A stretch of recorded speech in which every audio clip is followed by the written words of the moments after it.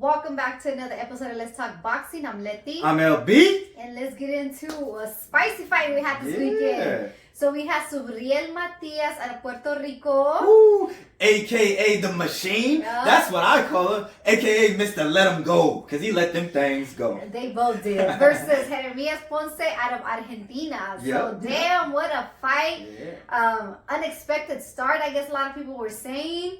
We did not expect it to start that fast with that heat, but walk us through the fight. Give us a little background on the fight. Yeah, I mean, coming into this fight, I was telling everybody, I was like, look, this is going to be a banger. Just for the simple fact of how Matias normally his fights are. His fights are always action-packed just because of the way that he fights. You know, he's a come-forward fighter, you know, and he lets his hands go in combination. He places his punches well. And so I knew that it was going to be an action-packed fight. If you watch any of Matias's fights, you know, they're all action-packed like that. And then when I wasn't too familiar with Ponce, but I was able to kind of watch, go back and watch his previous fight that was on DAZN.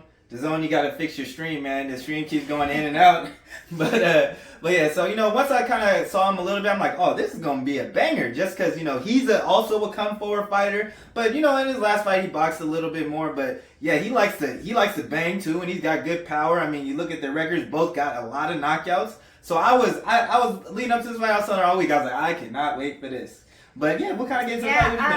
I heard that. I'm not so familiar with Ponce either. But I did hear them saying that he was going to come out and he wanted to start box a little bit more at the first rounds. And hell no, he did not come out boxing at first. Yeah. He started throwing them hands. And it was just like, what? Like, you were like, you know, the first round, you always like, you're chilling back, watching it like, okay, they're going to pull each other out. Mm-hmm. He started throwing them hands and it's like, okay, wait, what's going on, you know? And he started just going crazy towards Matias. And I don't know that Matias was expecting that first round, but he composed himself and he took the punches. Now, a few of them were being blocked, but some were definitely getting through his guard. And it looked like there was some heat behind those punches. Yeah. And I feel like when Ponce was throwing him, it was just like he was almost throwing his whole body every time he did like a little jump, every time he would punch Matias. But like I said, I think Matias, he weathered the storm at the beginning and he threw his punches also. I think Ponce gassed out a little bit after the first few rounds. But the thing about Matias, when he was doing it, I mean, they both were throwing him hands. But I think that Matias was landing the more flush punches and just he was more accurate with his punches, just like straight in the face, straight in the temple. He was going to the body and they both were actually going to the body, which they both needed to try to stop one or the other down. And Ponce was the one that kind of slowed down. But yeah. I mean, to kind of talk about how you said, you know, he did say, like you said, he did come out and box. I think, you know, because he is a puncher as well. And I think once he was like, oh man, I could land this clean this early. He got, you know, he wanted to exchange punches. And you were like, yeah, Matias felt right at home. Like that's his type of fight. So, you know, and it's funny because, yeah, he was landing these big, you know, he was landing big shots. Like you said, both were landing big shots. But it was different in, you know, so one of the fighters was reacting a little bit differently to them. You know, Matias was unbothered. That's why. Taking that. And, you know, leading into this fight,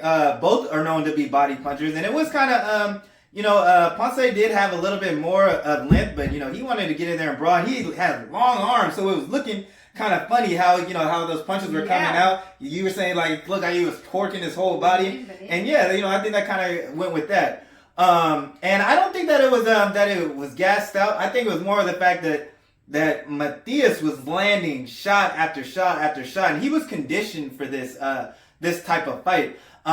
He said that he went out in Mexico and he was, you know, he got he was getting good sparring out there. He was out there for like 10 months or something. Said. And so, and in the small amount of fights I've seen in Ponce, you know, he did fight, he has fought, you know, that type of fight, but not for that long of a period. It was literally from the beginning to the last round and the last second of the fifth round. Yeah. That's what they were doing. Yeah. And this was for a title shot. Let's not forget that. This was for, was it the IBF? IBF. Now Puerto Rico got another champ. Another champion. Again, So shout out to them. shout out to Puerto Rico. And Subriel Matias, he's had some struggles, throughout his career, but to see him, climb to be a champion, it's really remarkable to see. Even going back to his, he does have one loss. That one loss, he was the first time that we've seen him hurt, and for him to come back and actually stop that guy that he lost to, that was an amazing performance.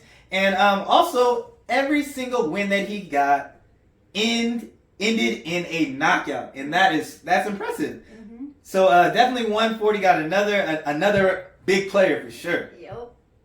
But man, yeah, and Matias got the knockdown on the 5th round. Mm-hmm. Literally, I think like last 15 seconds of the fight, he knocked him down. Yeah. And Ponce, he got up, and it was like a few more seconds. The bell rang, went back to his corner.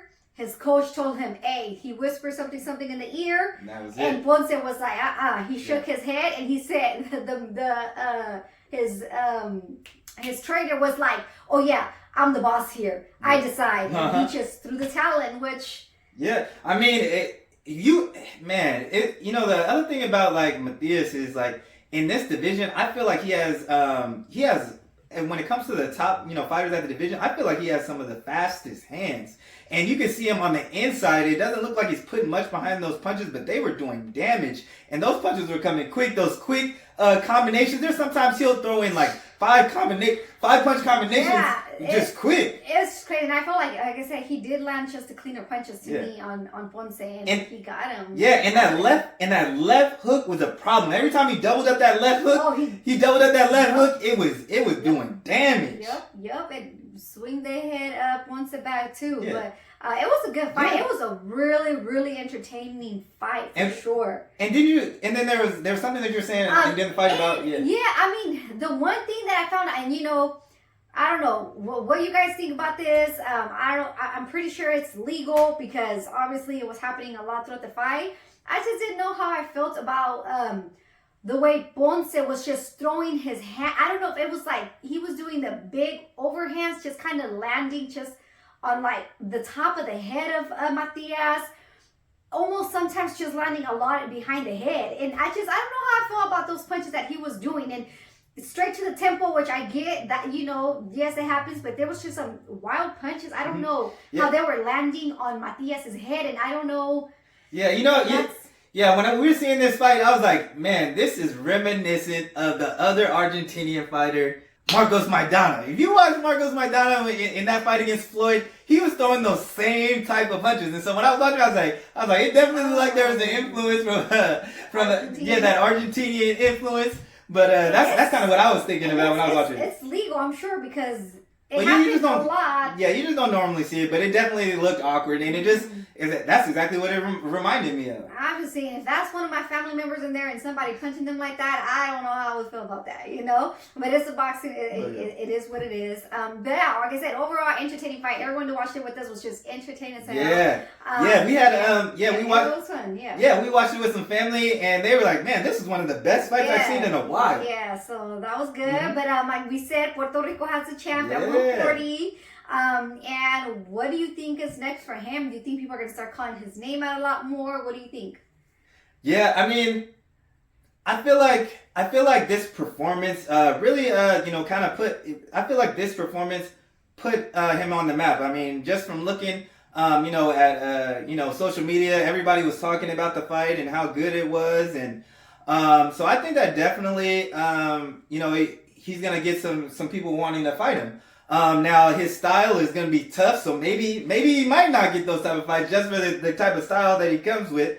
But I definitely think that there's gonna be some matchups out there for him. Is there any matchups that you would like to see? I'll let you go first. I mean, the 140 division's getting kind of good now. Yeah, it's underrated. We have Ramirez there. We have Taylor. Mm-hmm. You have Regis that wants to do his unification belt, which I think, I was actually thinking as I was watching Ponce fight Matias, I just kept thinking of Regis.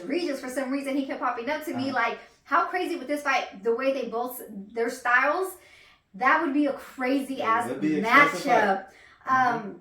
And to kind of, I mean, talk about it, Matias did, after the fight, he did call out Regis. You know, did he? I didn't hear him call it. Yeah, it might have been in an interview before the fight or after the fight. But yeah, he pretty much hit Regis with his own saying. He said, "Yeah, I'm gonna put him in the hospital." That's what he said. Oh, yes, he said that to Tio or something. Yeah. But yeah, I didn't hear him call anybody out after the fight. And I want to say something about when the trainer threw the towel in for Ponce. Okay. When he threw the towel in, I think some people probably thought that he was still good enough to go back in there because it looked like he was still conscious, whatever you call that word. But his corner told him when, they interviewed him after the fight, he was like, you know what, my corner knows me more than anybody else. And they much rather be 1 minute early than 1 minute late. Yeah. And I was like, damn, that's some real shit. So they know him and they said, stop it. They know the fighter and, and they looked out for him. Yeah, I mean, and even after they threw the towel in and then he finally came out of the corner and he went to congratulate Matias, he was still a little wobbly and his legs weren't there. So I think it was a good stop. Like I said, it was a lot of fun. And it was and in that small amount of fight there was a lot of punishment dished out. So I thought the stoppage was good. Yeah. But yeah, he didn't call anybody out after that matchup. But I mean, I wouldn't be mad at the Regis fight. I think Regis probably gonna go another route for now also. And I mean, I don't know. Like the 140 route is just kind of good. I mean, you have Tio that wants to, get a title shot. I don't think that Tio and Regis is gonna happen just quite. Well, we already know that Tio is pretty much signed to fight Josh Taylor, so that's pretty much Well, I'm excited to see that. Yeah. But I don't know. What do you think? Yeah, I mean, little fishes there's definitely some fights out there. I'm gonna name a couple others that I wouldn't mind seeing who are actually on the same side of the street. We just saw Puello, the Dominican boxer, who's a champion over there. They're both on the PVC and Showtime, so I think that would be a good unification. I think that would be a great matchup with their styles. Also, and my boy over there, that hungry dog over there, we got Gary Antoine Russell. I wouldn't mind him getting in there as well. That's Puello, I think it's pretty much signed for him to fight Rolly Romero, and leading up to that fight, I wanted him to get that opportunity. But they're all over there on the PBC. The PBC can definitely make those matchups, so I wouldn't mind seeing that. Yeah, I think whoever he fights, Matias just brings the heat to his fights, and it's just always entertaining. So I think whoever they put on there, I don't think it's going to be for a unification just yet. I think they probably have another fight before they try and unify. Okay. But yeah, and also for the way that Ponce he did fight for those rounds, I would like to see him back in the ring. With his length, his power, his dog. I think that he would be matched up nice. And I mean, I was thinking too, Ponce, his performance, it made you want to be like, oh, he's someone definitely entertaining to watch. And again, whoever he matches up with, we watch him for sure. Yeah. So again, exciting fight. Let us know who you guys think what each one of them should match up against. Definitely let us know below what you guys want to see them match up with. But once again, it was an amazing performance for Matias, aka the Machine, is what we call him. Well, what I call him. It was great. Again, Puerto Rico stand-up champion.